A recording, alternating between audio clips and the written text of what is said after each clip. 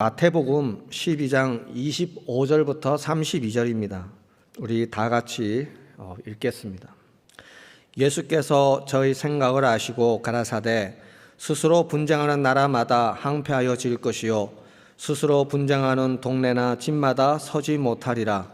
사단이 만일 사단을 쫓아내면 스스로 분쟁하는 것이니 그리하고야 저의 나라가 어떻게 서겠느냐. 또 내가 바알세불을 힘입어 귀신을 쫓아내면 너희 아들들은 누구를 힘입어 쫓아내느냐. 그러므로 저희가 너희 재판관이 되리라. 그러나 내가 하나님의 성령을 힘입어 귀신을 쫓아내는 것이면 하나님의 나라가 이미 너희에게 임하였느니라. 사람이 먼저 강한 자를 결박하지 않고야 어떻게 그 강한 자의 집에 들어가 그 세간을 늑탈하겠느냐. 결박한 후에야 그 집을 늑탈하리라. 나와 함께 아니하는 자는 나를 반대하는 자요 나와 함께 모으지 아니하는 자는 해치는 자니라. 그러므로 내가 너희에게 이르노니 사람의 모든 죄와 해방은 사하심을 얻되 성령을 해방하는 것은 사하심을 얻지 못하겠고, 또 누구든지 말로 인자를 거역하면 사하심을 얻되 누구든지 말로 성령을 거역하면 이 세상과 오는 세상에도 사하심을 얻지 못하리라. 아멘. 28절 말씀에 하나님의 성령을 힘입어 귀신을 쫓아내는 것이면 하나님의 나라가 이미 너에게 임하였느니라 하는 이 구절을 중심으로 보겠습니다. 우리가 오늘 기도의 밤으로 모였습니다. 이 기도는 우리가 평생을 하여도 참 차지 않습니다. 늘 부족하죠. 철야를 해도 또 금식을 해도 기도할 제목은 늘 생기고 또 그래서 또 기도하고 또 기도의 자리를 찾습니다. 혼자서도 할 수 있지만 또 이 자리를 찾는 것은 무언가 또 특별한 그 하나님의 역사가 은혜가 예비되었을 수도 있기에 또 그렇게 찾는 거죠.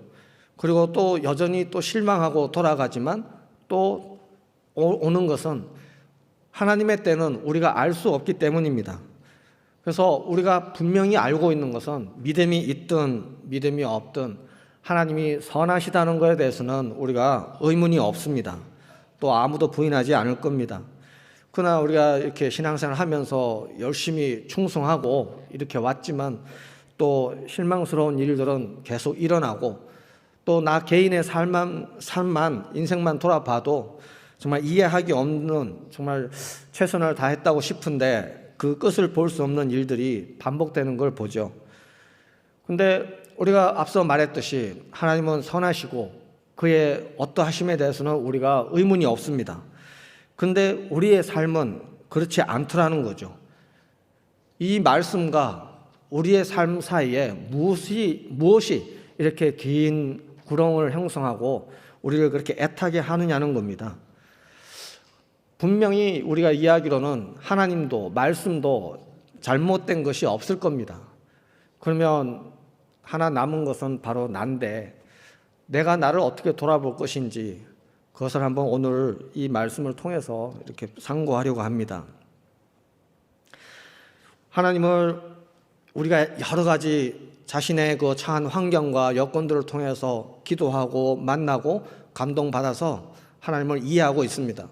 그래서 각자가 받은 은혜의 말씀이 다르고 또 경험한 체험들이 다를 것입니다.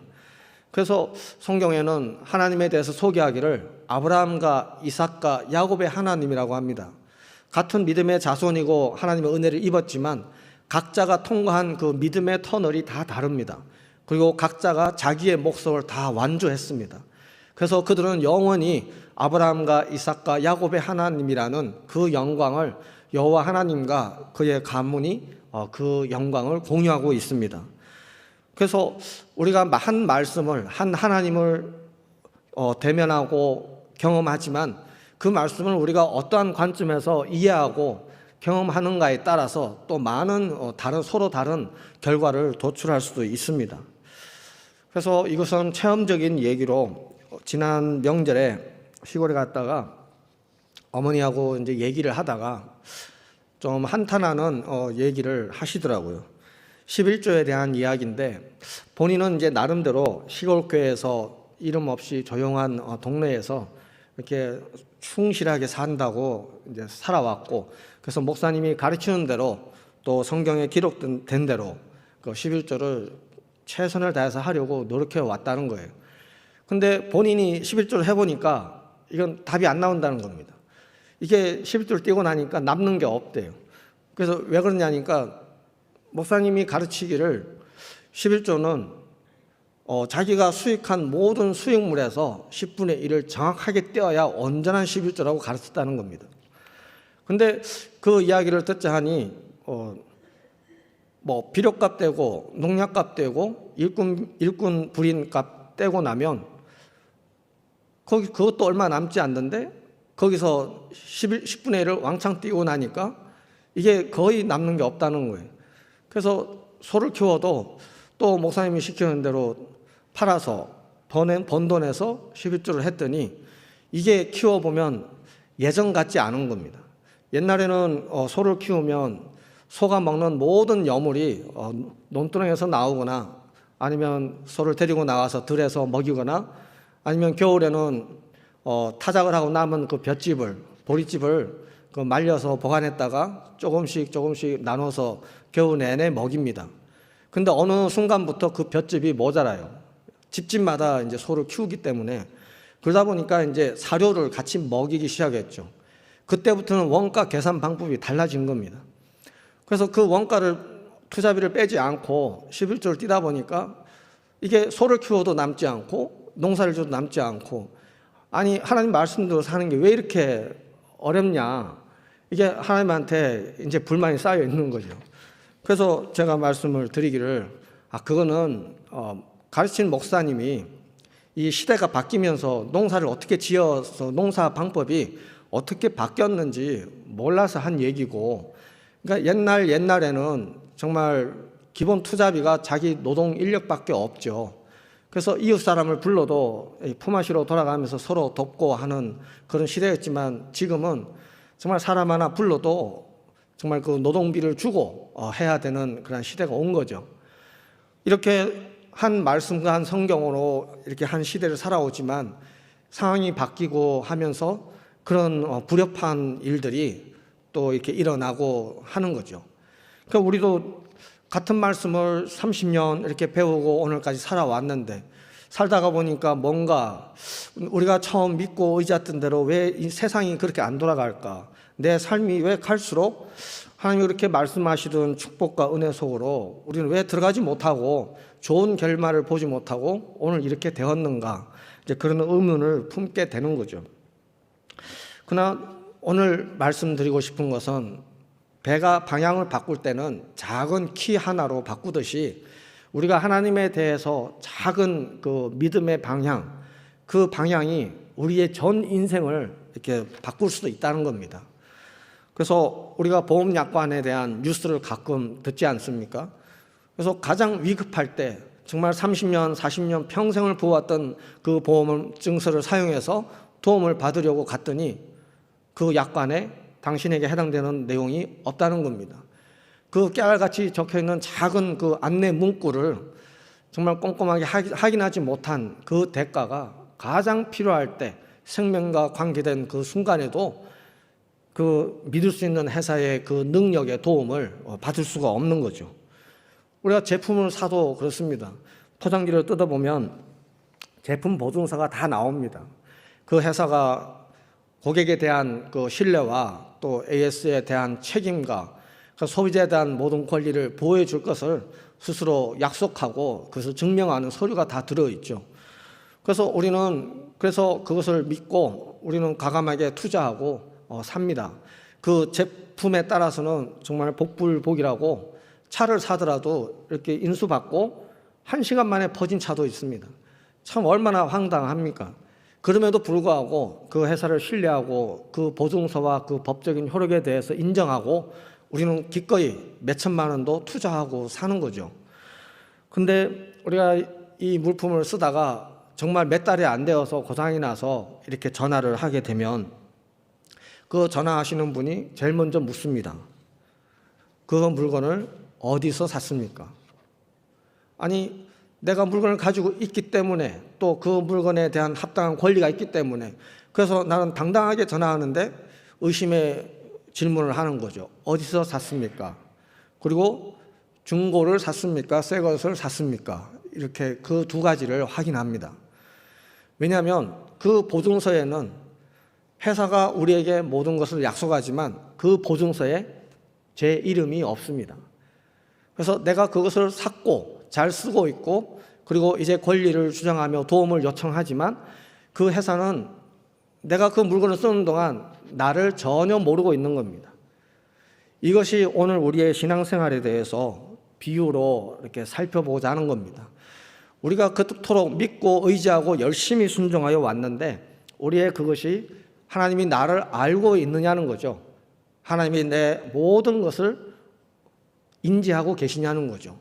이것은 하나님이 나를 모를 수도 있다는 것을 얘기하는 것이 아니라 계약 관계는 쌍방의 그 조건이 부합할 때 효력을 발생하듯이 내가 믿고 순종하고 행동한 모든 것이 하나님께 정말 영원히 효력 있는 합당한 그 안으로 우리가 들어가 있냐는 거죠.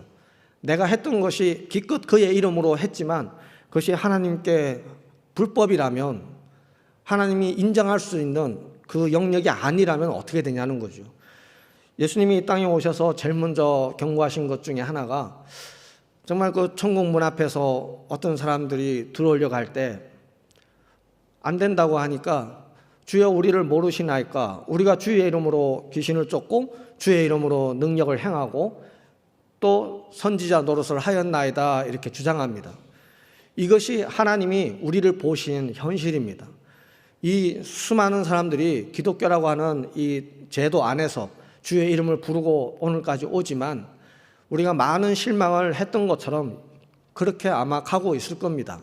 주님이 보실 때 주의 이름을 팔고 그 이름으로 또 충성하고 사역하는 사람들은 많겠지만 정말 가장 절정에 다다랐을 때 이제 주님이 손을 잡아주지 않으면 안 되는 그 시점이 왔을 때 정말 주님이 손을 잡아줄 그 사람은 몇 명이나 있을까 이렇게 생각을 해보는 겁니다. 그래서 우리는 돌아보되 하나님께 따질 것인가가 아니라 나를 따져보고 나를 돌아보는 것이 우리에게는 가장 중요하다는 것을 말씀드리고 싶습니다. 우리가 받은 말씀들이 얼마나 많은 세월을 듣고 배우고 또 암송하고 왔습니까? 근데 그 말씀이 성령이 보증하고 내 믿음에 성령이 함께하고 그래서 그 말씀을 주장할 때 늘 주님의 그 도움의 권능의 손길들이 늘 내 삶을 이렇게 따뜻하게 덮고 있는지 그것을 확인하는 그러한 노력들이 우리에게 필요하다는 거죠. 안전이라고 하는 분야는 지금 당장 불이 나지 않았지만 늘 불이 난 것처럼 생각하고 대기하고 움직이고 사고합니다. 그러니까 소방관들이 10년 동안 불이 안 났는데 뭐 오늘 나겠어 하고 그냥 지나면 그 날은 불을 대비할 수 없는 거죠. 우리가 살면서 내 인생에서 가장 소중한 것이 있고 정말 무슨 일이 있어도 지켜야 될 것이 있다면 바로 자신의 영혼이겠죠.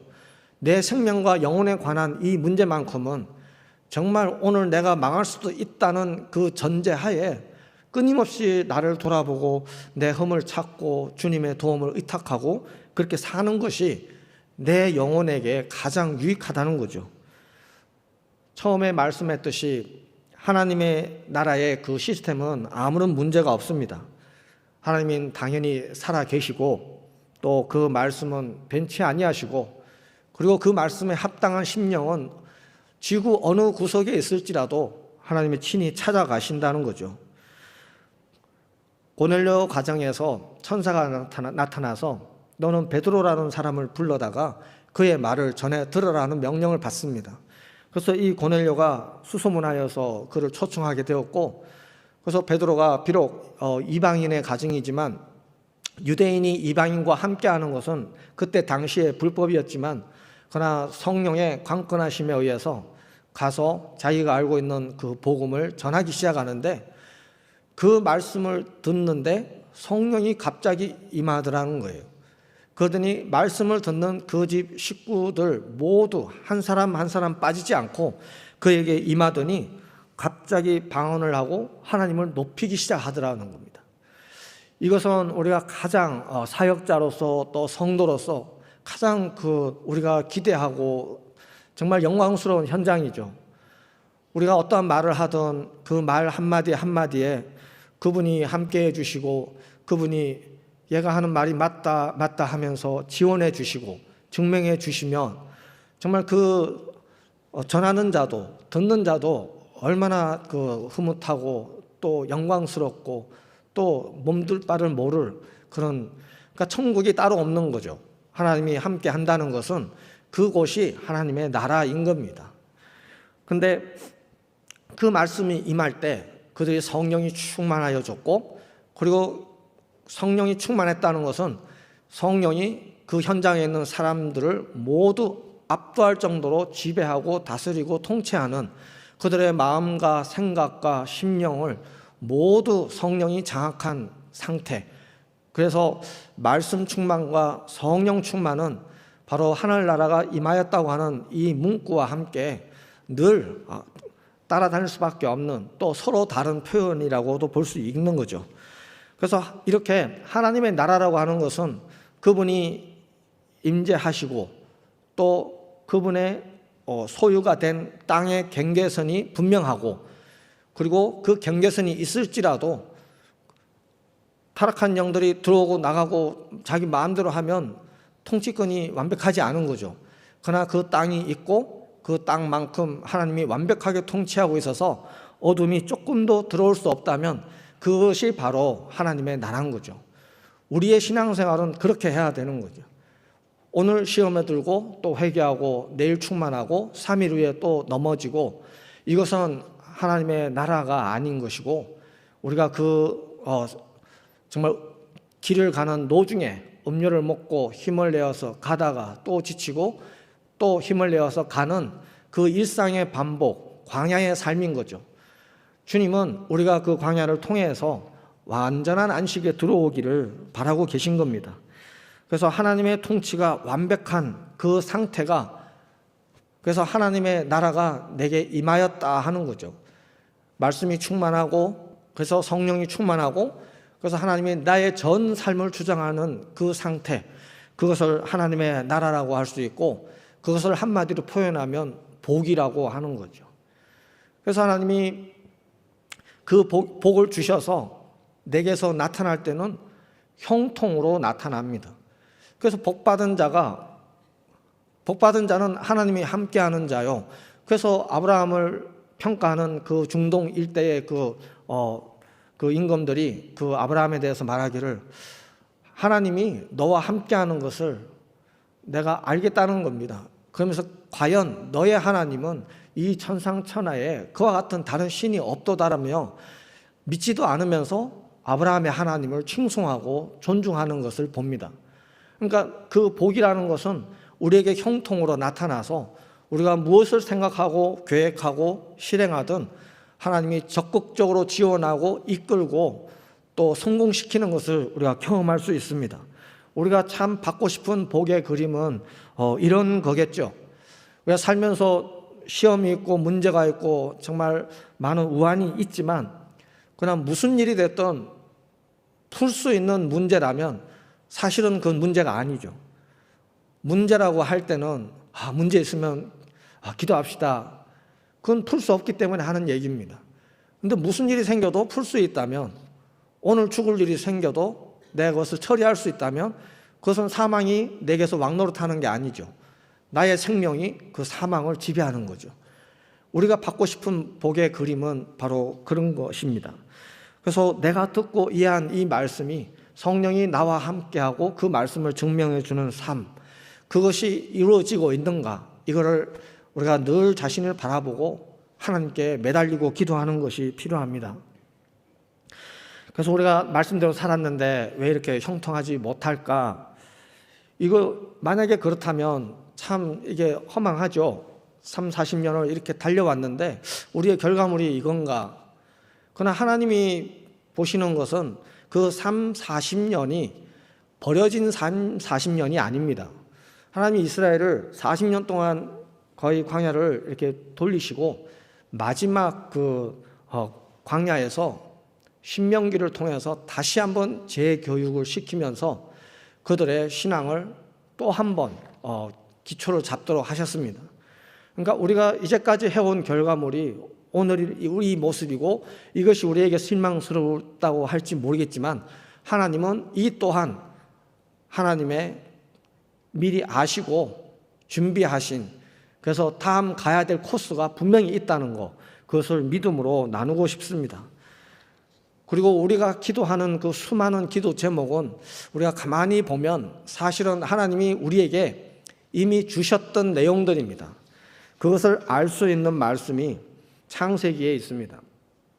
하나님이 사람을 지으실 때 그분이 하신 말씀이 사람을 자기 형상대로 창조하시더니 그에게 말하기를 복을 주시며 그들에게 이르시되 생육하고 번성하고 땅에 충만하라, 땅을 정복하라, 또 바다의 고기든 공중의 새든 또 땅과 그 모든 식물을 네가 다스려라. 그리고 또 하나님 말씀하시기를 지면에 있는 모든 채소 또 열매 그 무슨 나무가 됐든지 그것을 너에게 주노니 너의 식물로 다 삼으라고 한 겁니다. 그러니까 이 말씀 속에 우리의 기도 제목 중에 없는 것이 무엇인지 한번 찾아보시죠. 땅을 소유한다고 했으니 이 땅에는 우리가 그토록 바라는 그 10억짜리 아파트도 다 있고 또 우리가 그토록 구하는 먹을 것과 입을 것 그리고 누릴 것 또 권력을 원하시면 통치하고 다스릴 그 믿음의 분량대로 일할 수 있도록 모든 권한들이 주어져 있었습니다. 그런데 그 권한들이 그 복이 어디로 갔냐는 거죠. 예수님이 침례받고 자신이 이제 이 세상에 하나님의 아들이라는 것을 나타내기 시작했을 때 사단이 제일 먼저 나타나서 시험을 하는데 뭐라고 하냐니까 마귀가 또 예수를 이끌고 순식간에 높은 곳으로 올라가서 순식간에 천하만국을 보이면서 하는 말이 이 모든 권세와 영광을 내가 내게 줄 것이다. 이것은 내게 넘겨준 것이므로 나도 내가 원하는 자에게 준다. 그러니 네가 만일 내게 절하면 네 것이 될 것이다. 사단이 하나님 아들 앞에서 왜 이렇게 당당한 거죠? 어떻게 이 천하만국의 그 영광을 소유하게 된 거죠? 마치 주인 행세를 하게 된 거냐는 거죠. 그것은 원래 하나님이 자기 사람들에게 주셨던 복이었습니다. 근데 뱀의 말을 듣는 순간, 하나님의 말씀을 버리고 뱀의 말을 듣는 순간 뱀의 종이 되고 주인은 종이 가진 집과 재산과 자녀와 부인을 모두 소유하는 것이 주인의 권한입니다. 뱀의 말을 따르는 순간 우리가 받았던 하나님의 영광이 뱀의 장난감으로 넘어가 있는 겁니다. 그러나 주님이 이 뱀이 주님 앞에서도 이렇게 건방을 떨 정도로 얼마나 그 자기 권리를 주장합니까? 근데 우리는 이 뱀만큼 하나님 앞에 내 권리를 찾으십시오 주님 이렇게 해보지는 않았잖아요. 그냥 주십시오 주십시오 왜 안 주시는가 의문을 가지고 하나님께 닥달을 하는 믿음이었지, 하나님 우리에게 주셨던 그 영광을 뺏겼습니다. 정말 죄송합니다. 그 영광을 찾게 도와주시옵소서. 이런 전투적인 기도를 정말 우리가 해보지는 않았죠. 그런데 주님 앞에는 이 마귀가 항상 당당하게 나타나요. 욥을 시험할 때도 그 하나님 앞에 나타나서 하는 말이 저 욥이 동방의 저 욥이 왜 저렇게 하는지 아십니까? 그러면서 그의 그 신앙과 그 믿음의 행위에 대해서 의심하고 하나님이 부당하다고 저렇게 푸짐하게 퍼주고 저렇게 축복해주면 누가 그렇게 하지 않겠느냐고 하나님을 격동시키는 것을 봅니다. 그러니까 그 어떤 자신감 그러한 것이 어디서 왔냐는 거죠. 바로 우리가 받았던 그 영광을 그에게 넘겨주었기 때문에 그렇습니다. 주님은 그것이 우리에게 다시 돌아오기를 원하십니다. 그것이 주님의 뜻이고 그 일을 위해서 주님이 우리에게 자신이 할 수 있는 모든 것을 하여서 우리에게 그 권리를 회복해 주셨습니다. 그래서 요한계시록 12장 10절에 보면 이 마귀는 정말 하나님이 모든 계획을 마무리 짓고 끝날 때까지 우리 형제들을 참소한다고 되어 있어요. 그러니까 예수님을 시험하고 또 왕년에 욥을 시험했었고 그랬던 그 마귀가 오늘날 이 교회 안에서도 끊임없이 그 일을 합니다. 그래서 우리가 이렇게 나누어지고 뭉치더라도 이 좋은 일을 위해서, 성결을 위해서 너희들은 동쪽으로 가냐? 우리는 서쪽으로 한번 해보겠다.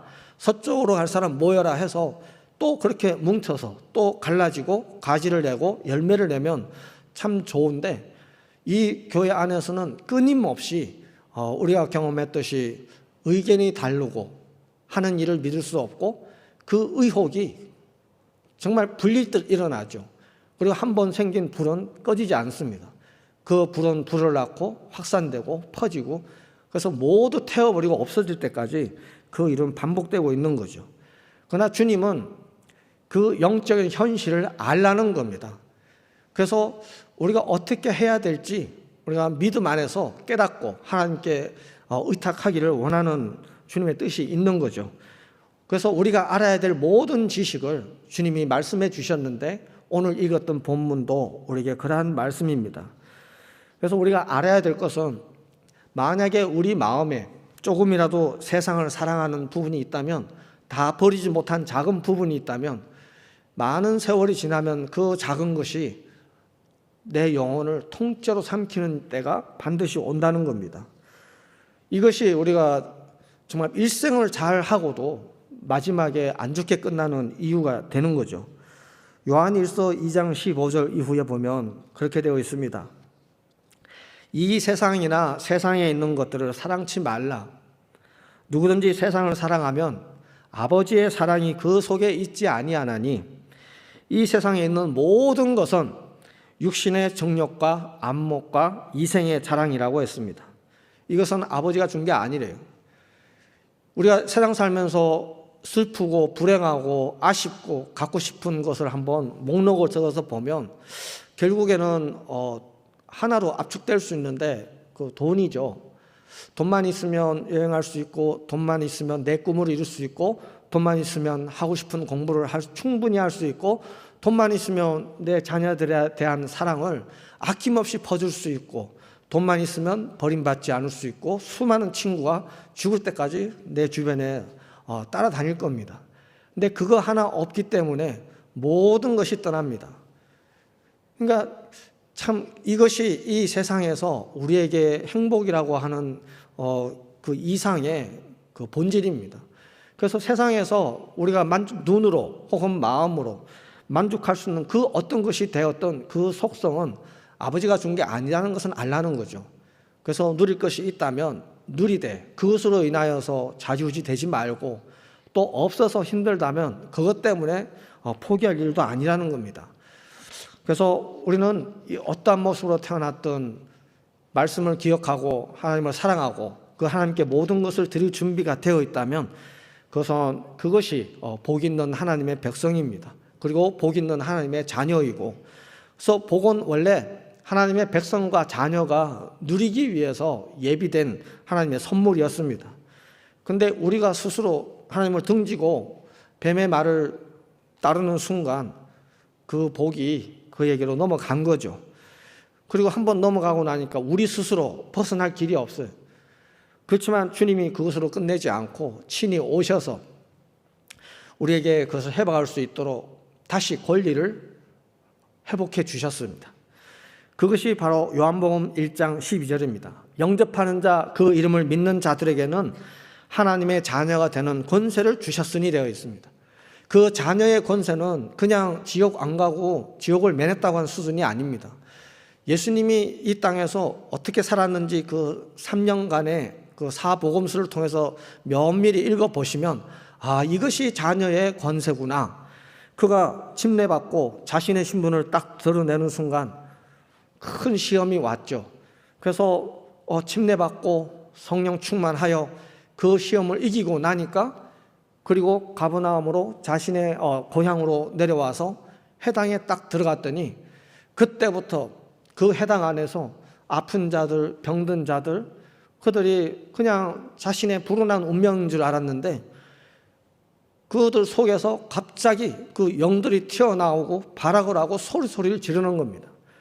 그러니까 우리는 신앙생활을 그렇게 하고 있는 거예요. 그 해당의 그 많은 유대인들처럼 우리가 정말 말씀을 배우고 순종하고 충성하고 이렇게 일생하면 이것이 복이 된다고 생각하고 했는데 그 속에 아픈 귀신도 끌어안고 또 우울한 귀신도 끌어안고 또 가을이 오면 분위기 타고 그 모든 걸 끌어안고 그 상태로 말씀 배우고 순종하고 하나님 섬기고 영광 돌리고 있었던 거죠.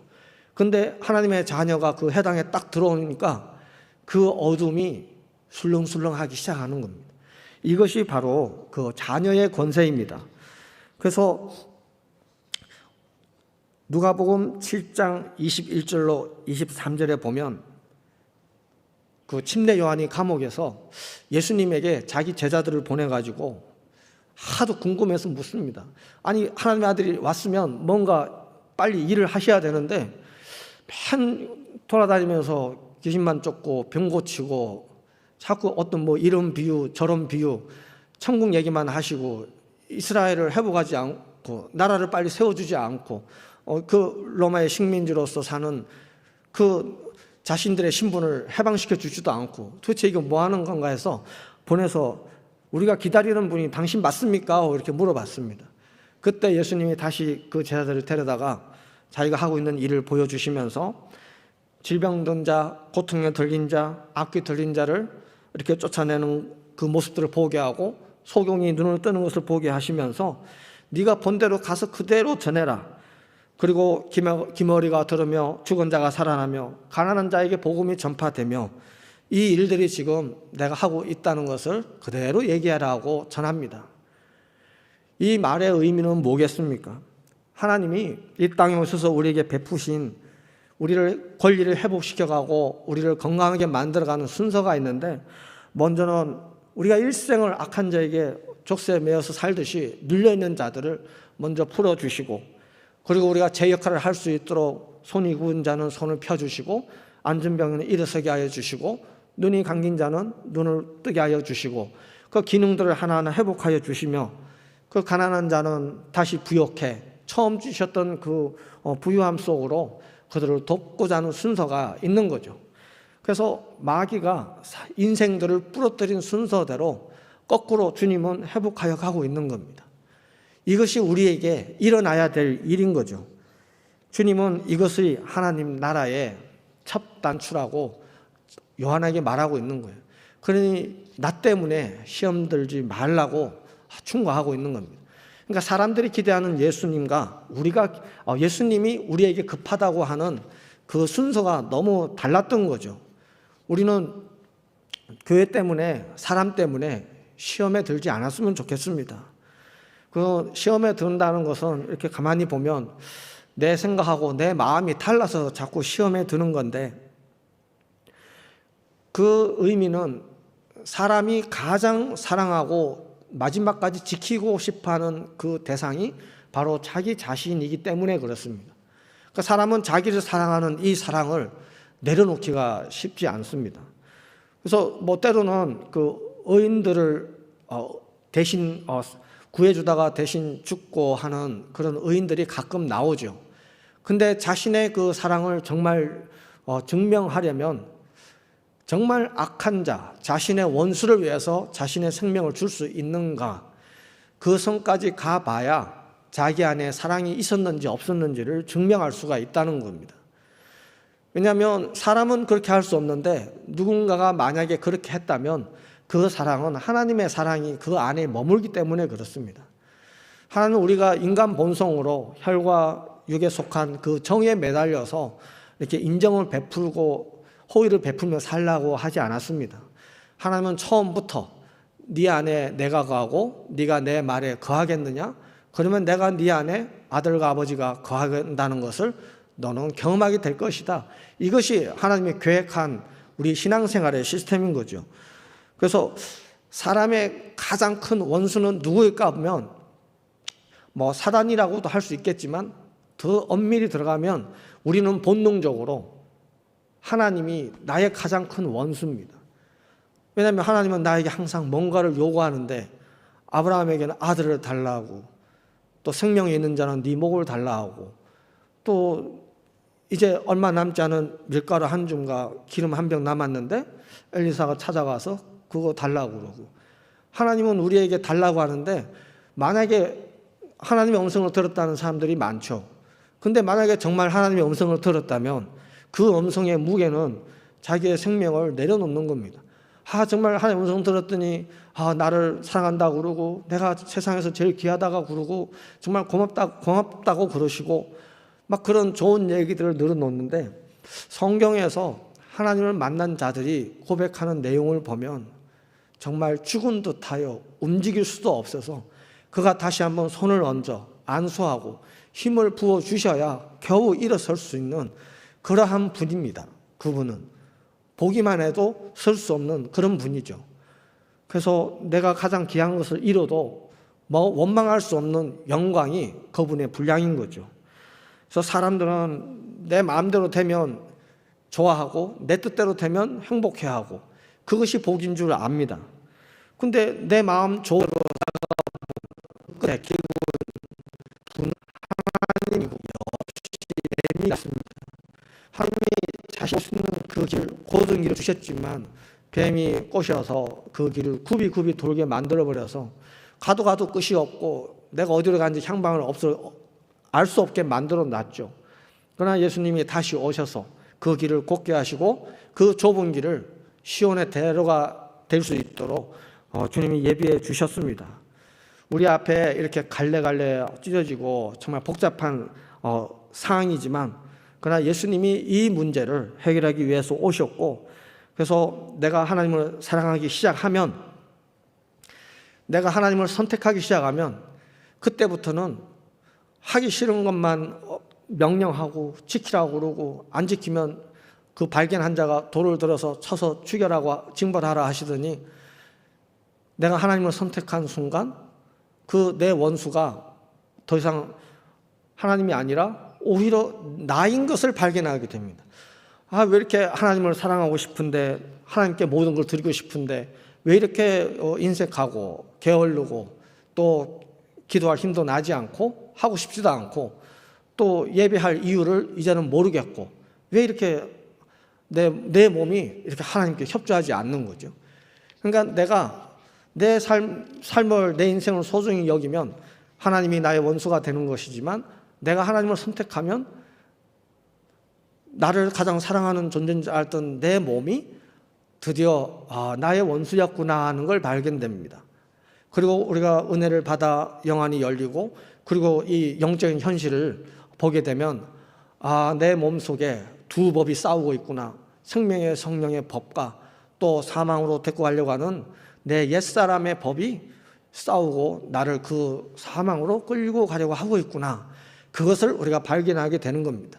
우리가 신앙생활을 하면서 많은 일을 하는 것도 좋지만 그러나 반드시 발견해야 될 것은 내 안에 그 생명의 성령의 법과 내 옛사람이 싸우고 있다는 이 현실을 발견하는 것이 가장 더 중요합니다.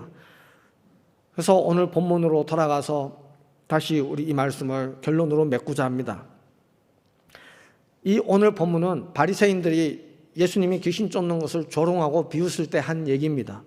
저 예수가 귀신의 왕을 힘입어서 쫓는 거야. 그러면서 그의 사역을 무시하고 그럴 때였습니다. 그때 주님이 주신 분명한 지침은 사단은 절대로 사단을 쫓아내지 않는다는 거예요. 그것은 수만 년을 그 영들의 세계에서 이어온 그 역사 속에 자기 집을 자기 스스로 허무는 어떠한 영도 인생도 없다는 겁니다. 그리고 예수 이름으로 귀신을 쫓는 사역을 평생 했는데도 그 끝이 안 좋다면 그 사람은 왜 이렇게 주의 이름으로 저렇게 충성했는데 왜 저렇게 되나 하나님을 의심하고 그 말씀을 의심할 필요가 없습니다. 그것은 그가 일생을 팔아먹은 그 예수 이름이 불법이었다는 걸 그 열매가 결정하는 거죠. 그래서 오늘 본문이 말하는 것은 성령의 도움으로 귀신을 쫓을 때 하나님의 나라가 임한다 하는 이것을 오늘 말씀드리고 싶었습니다. 우리는 귀신을 쫓으면, 그래서 귀신이 나가면 하나님의 나라가 임한 것이다, 이렇게 이해하기 쉽다는 거죠. 그래서 그 이름으로 귀신 쫓고 집회하고 사역하는 사람들이 정말 전국 곳곳에 기도원마다 골짜기마다 많습니다. 근데 가만히 보시면 그 현장에 정말 그 성령의 불같은, 정말 바람 같은 역사가 자신의 말씀과 함께 임하여서 각자의 심령을 하나하나 만지고, 그리고 주장하여서 입이 터지게 하고 하나님을 피하시고 기도하면서 하는 분들을 더 깊게 되어서 정말 그 자의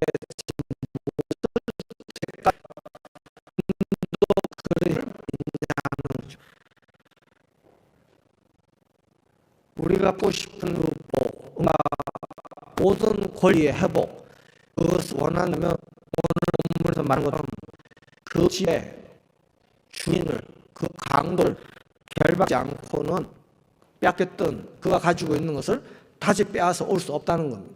우리가 복을 구하기 전에 내 복을 가져간 그 원수를 그 이름으로 쫓아내고 그 일을 할 수 있도록 성령의 깊은 인도와 도움을 구하는 이 기도, 이것이 없이는 우리가 그토록 바라는 그 응답과 복을 찾아올 수 없다는 것이 예수님이 가르쳐 주신 비결입니다. 그래서 성령 해방, 또 주님을 해방한다는 것은 주님이 이렇게 해서 도우려고 왔는데 협조하지 않고 관심이 없고 그 사역을 무시하는 것, 그것이 해방입니다. 그리고 자신이 가면서 내가 성령을 보내서 그 이후에를 모든 일을 성령께 맡겼는데 또 사람들은 그 성령의 역사를 부정하고 그리고 무시한다면 그것이 성령을 거역하는 것이고 해방하는 겁니다. 그러니까 말로라도 그런 거 별거 아니야, 그런 거 필요 없고 이런 것이 중요해, 이거 말씀이 중요해, 이렇게 하면서 정작 그 성령의 그 도우려고 하는 그 역사와 이적들을 부인해 버린다면 나는 다시 용서받을 수 없다는 이것은 무엇이냐면, 네가 나를 믿지 않아서 내가 너를 버리겠다가 아니라 그렇게 긴박하게 도우려고 하신 그분의 도움을 내가 거절하면 다음 세상에서는 그분이 나를 도와줄 계획이 없어요. 만약에 하나님이 나를 돕겠다면 바로 이 현장 오늘부터 내가 호흡이 끊어지는 얼마 남지 않은 바로 이 남은 세월이 하나님이 나를 위해서 도와줄 수 있는 유일한 시간입니다. 그래서 우리는 기도하는 거죠. 그래서 우리의 싸움은, 이제부터의 싸움은 정말 교회가 도와주거나 어떤 능력 있는 자가 도와줄 수 있는 싸움이 아닙니다. 이것은 내가 하나님과 독대하여 직접 성령의 도움을 받아 내 영혼을, 내 집을 깨끗이 만들어 가야 되는 것이기 때문에 그렇습니다. 누군가에게 안수받아서 단번에 거룩해 질 수 있는 길이 없습니다. 성경에서 한순간에 그렇게 된 사건들이 있죠. 고넬료라는 사람도 그 말씀 듣는 짧은 몇 시간 동안 변화된 것이 아니라 주님을 만나기 전부터 그는 이방인의 신분으로서 여호와 하나님의 그 율법을 존중하고 그 유대의 하나님을 사랑하여서 그 하나님의 백성들을 위해서 많이 노력하고 봉사하며 그랬던 사람입니다. 그 사람에게 하나님이 찾아가서 그 구원을 완성해 주신 거죠. 그래서 하나님의 은혜는 단번에 우리에게 누군가의 안수를 통해서 완성되는 것이 아니라 그 길을 안내해 주면 이제 내가 하나님 앞에서 하나님을 독대하고 골방에서 그의 음성과 인도를 받으며 우리가 이 길을 완주해야 되는 거죠. 그래서 결론적인 말씀은 성령은 오셔서 죄에 대해서, 의에 대해서, 심판에 대해서 세상을 책망하러 오셨다고 했습니다. 그러니까 만약에 우리가 세상에 속해 있다면 세상이 책망받을 때 우리도 심판받겠죠. 그래서 그분이 도우려고 하는 겁니다. 마지막 그 시간이 오기 전에 자신의 자녀들과 백성들을 최대한 거룩하게, 정말 온전하게 만들어서 모두가 정말 이 환난을 피할 수 있도록 하려고 하는 하나님의 계획이 성령께서 가지고 계신 거죠. 그래서 오늘 성령의 도움 없이는 우리 인생의 이 고민을 해결할 수 없다는 거, 교육이 끝나고 좋은 지도자가 오고 이 시스템이 완전히 복구되고 그렇게 매주 그 시스템이 원활하게 돌아가면 내 영혼이 행복할 것인가? 그것은 없습니다. 기껏 노력하여 그렇게 했을지라도 내 영혼의 몫은 여전히 나의 몫으로 남습니다. 그래서 내가 하나님께 열심히 그의 이름을 부르며 이렇게 찾고 그에게 도움을 구하면, 하나님을 의지하면 그때 하나님이 나를 도울 사람들을 적절한 때에 만나게 해주셔서 이렇게 한 단계씩 인도하여 도우신다는 겁니다. 그래서 오늘 이 말씀 속에서 주님의 그 가르쳐 주신 기도 한마디를 기도 제목으로 삼고 정말 이 말씀이 우리에게 이루어지기를 기도하려고 합니다. 마태복음 6장 10절에 보면 나라에 임하오시며 뜻이 하늘에서 이룬 것 같이 땅에서도 이루어지이다. 그러니까 이렇게 말하면 우리는 이 세상이 복음화되고 좋은 세상이 되기를 자꾸 생각하는데, 이 땅은 너는 흙이니 흙으로 돌아가라 명령한 바로 나를 얘기하는 겁니다. 우리가 땅에 속하여 땅의 신분으로 심판받을 것인지, 이 땅으로 버려졌으나 다시 주 예수 그리스도와 성령의 도움을 받아 소생할 것인지 우리가 오늘 결정해야 되는 거죠. 이것이 이루어질 때까지 우리의 주기도문은 멈추면 안 되는 거죠. 주기도문의 항목을 가만히 계산해 보시면 내 인생에서 어디까지 이루어졌는가 한번 살펴보십시오. 우리는 그 첫 줄도 아직 완성하지 못하고 있습니다. 우리가 정말 그의 성호를, 그의 이름을 귀하게 여기고 있습니까? 정말 그 이름만 생각하면 감동이 있습니까? 모든 것이 우리는 말랐다고 표현하죠. 식었다고 표현하죠. 우리에게 필요한 것은 오늘 내가 하나님께 자복하고 그의 긍휼과 도움을 구하는 거, 바로 이것일 겁니다. 오늘 우리가 기도하겠습니다. 정말 주님이, 주님의 나라, 그 나라는 성령이 도와주셔야 내게 이루어질 수 있는데, 주님 오늘 이 시간 우리 모두에게 성령으로 도와주소서. 내 마음을 두드려 주옵소서. 내 마른 눈물을 다시 터뜨려 주옵소서. 내 포기해버리고 지쳐버렸다고 스스로 생각하고 있는 이 심령을 깨워주시옵소서.